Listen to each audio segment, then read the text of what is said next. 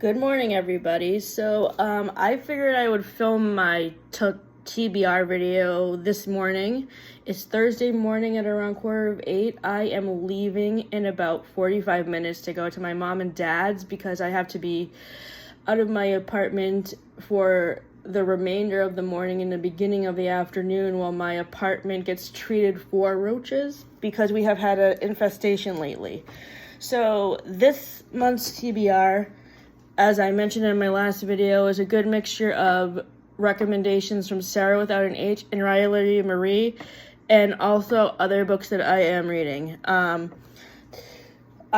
doing a good mix this month of horror, disability, books for Disability Pride Month, and other different books that I'm reading. The first series of books that I'm reading, the first grouping of books that I'm reading is horror books.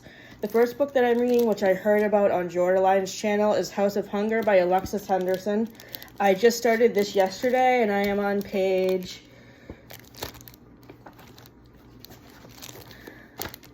94. The next book I'm reading for horror is My Best Friend's Exorcism by Grady Hendrix, which was recommended to me by Katie, Riley, and Sarah, and Jordaline. So, I think Jordaline recommended it. I don't remember. Anyway, this is about, a group of friends who has one of their friends be possessed by a demon. And one of the coolest things about this book is that each chapter title is an 80s song title. So, the chapter I'm on now is called Broken Wings. And a upcoming chapter is called Jenny 8675309. So as a child of the late 80s slash 90s, I love the throwbacks in these chapter headings to songs from the 80s because I listened to a lot of music from the 80s and 90s and early 2000s. The next book I'm reading as a horror book is called The Final Girl Support Group, also by Grady Hendrix. I heard about this from Sarah and Riley and Katie Colson. And Katie Colson actually, I've been binging all of her old videos, and she did a video, I think it was from last year or the year before, where she did a whole review of all of Grady Hendrix's books. And this one was the one that I think was last in her ranking because it was a new release and she was reading the backlist in order from release date. So this basically is about a therapy group for final girls in horror movies. I didn't start reading this yet, but I'm going to start it tonight. And for my best friend's Exorcism, I am on page 110. I am on page 111. The other horror book that I'm reading is Mexican Gothic by Sylvia Moreno Garcia. And this is a historical fiction mixed with horror that is set in 1950s Mexico. I'm really enjoying this so far. I really like learning about other countries. And this helps me to learn about what it was like in 1950s Mexico. Right now I'm on page 71. The next section of books that I'm reading is books for Disability Pride Month. As people know, I have cerebral palsy and nonverbal learning disability, which is a offset of autism, but not really autism. And cortical visual impairment, which is a brain injury that was caused by the cerebral palsy. So the books that I'm reading for Disability Pride Month are Breathe and Count Back from 10 by Natalia Sylvester, which is about a girl who's a swimmer who wants to become a mermaid who has muscle dysplasia. This book is a series of essays by people who have different disabilities, and it's very interesting to hear what their experiences are like. The other book that's a reread that I'm reading is called Yours Truly by Abby Jimenez. And another book I have just finished reading by her that features a disabled protagonist is called Life's Too Short, which is the third book in the Friend Zone series.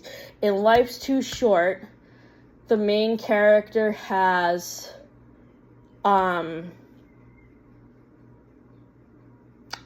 ALS, which is Lou Gehrig's disease, and their sibling also suffers from addiction. So I think it was really interesting how she wrote about how addiction affects the family, because she ends up having the sister of the main character has to give up her kid and have the kid be adopted by the main female character because she's an addict and she can't afford to raise her kid, which is really quite sad. And the main female character, Vanessa, she's a social media influencer who has ALS or Lou Gehrig's disease. And I really love how how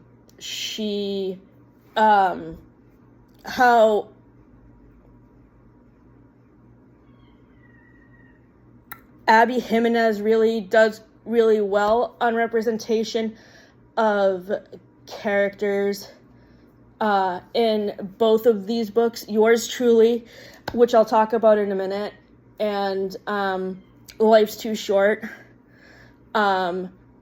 Yours Truly is the second book in the Part of Your World series, which focuses on Brianna, the best friend of Alexis, the main character from Part of Your World, and Jacob.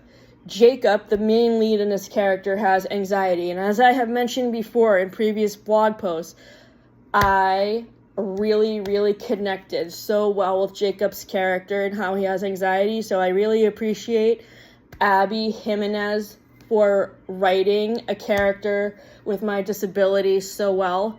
Another author that I have gotten into in the past 10 months or so that does really good with disability representation in their characters is Catherine Center. Catherine Center's, I have read several books by Catherine Center in her backlist, and the favorites I've read with disability representation in them that you should check out are Hello Stranger, where the main character is an artist who suffers from facial blindness, and How to Walk Away, which deals with the emotions the main character goes through after recovering from a plane crash injury and being paralyzed.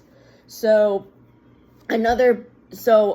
for those of you who haven't read either of those books by Catherine Center, you should read them for Disability Pride Month. You should also read her recent release, The Rom-Commers, which came out last month. The Rom-Commers is a book about a screenwriter named Emma who falls in love with an actor named Charlie, and the relationship buildup between the two of them is very sweet and very cute.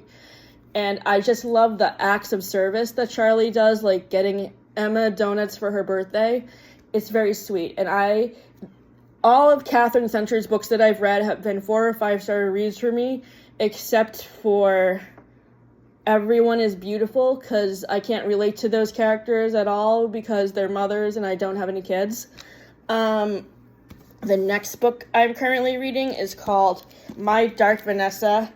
So several different booktubers have read this book. Jordaline, Jack Edwards, Sarah without an H, Riley Marie, and I think Katie Coulson. So this book is about a girl who is really lonely, so she falls in love with her much older teacher. The girl in this book is 16 and her teacher is like 40, which is really disgusting. So I'm not very far into this book yet, but the trigger warnings at the I'm on page 104, and this chapter goes back in between the future and past timelines because the main character is in therapy, explaining to her therapist about all she has been in through the past with the abuse. So if you are an abuse victim, I recommend you stay away from this book because there are really heavy trigger warnings in it for sexual abuse.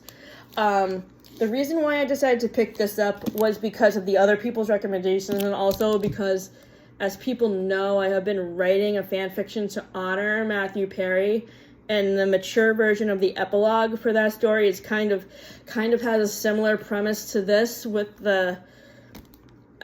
my main character, who is a self-insert character of me, but my name has been changed to protect myself from being hacked by people. Falls in love with Chandler. And I wanted to also mention that fan fiction chapter, the mature version of my Matthew Perry fanfiction, my Matthew Perry Memorial fanfiction, has actually been picked up in a local literary magazine, which will be published in December, so I'm wicked excited about that. The next book that I'm reading is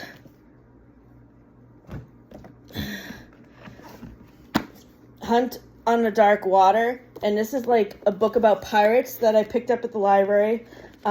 This book is by an author named Katie Robert, who I think Sarah without an H and Riley Marie have both read books by. This is my first book by Katie Robert, and I really like it. I think she also writes like a lot of monster romance or something, so I'll definitely be checking out more books by her. The next book that I'm reading is a book that has surprised me, because this is the sequel to Her Majesty's Royal Coven, which is a book that I read last month for Pride Month, which I did not like because it was a blatant showing of the political viewpoints of J.K. Rowling, and I feel like the book was kind of taken from her Twitter feed. But this book is so much better because the characters and relationships are developed so much better.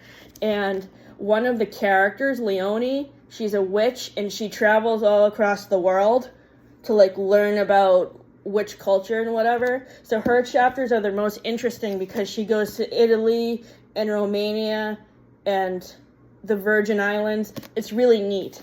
I really love what Juno Dawson did with Leonie's chapters a lot. The next book I'm reading, I picked up at the mall when we were waiting for... We got to Salem a little bit early for Sonia's birthday party a couple weeks ago. So we decided to go to the Rockingham Mall, and I picked this book up in Newberry Comics for $18. This is Butcher and Blackbird by Bryn Weaver, and it has been hyped up so much by all of the people I follow on BookTube. Katie Colson, Sarah without an H, Riley Marie, Destiny, Sarah, Haley. They've all talked about this at some point in their videos. So this is a serial killer romance, and you wouldn't think I would be into that kind of thing, but I mean, I love romance, and I like to read different genres to see if I like them. This book is really interesting, and I really love the banter between Sloane and Rowan. So I am on page 137, and I can't wait to read more. The final book I'm reading right now is called The Pilot's Wife by Anita Shreve. This is set during World War I, and it's about a pilot's wife who loses her husband in the war, and it's about how her and her family deal with grief. And I think it's very powerful. This is my first book by this author, and I can't wait to read more. I picked this up on the table in our lobby that one of my neighbors put books on for us to read, so I will be returning it once I'm done. And so far, I'm really enjoying it. So thank you for tuning in. Have a great day.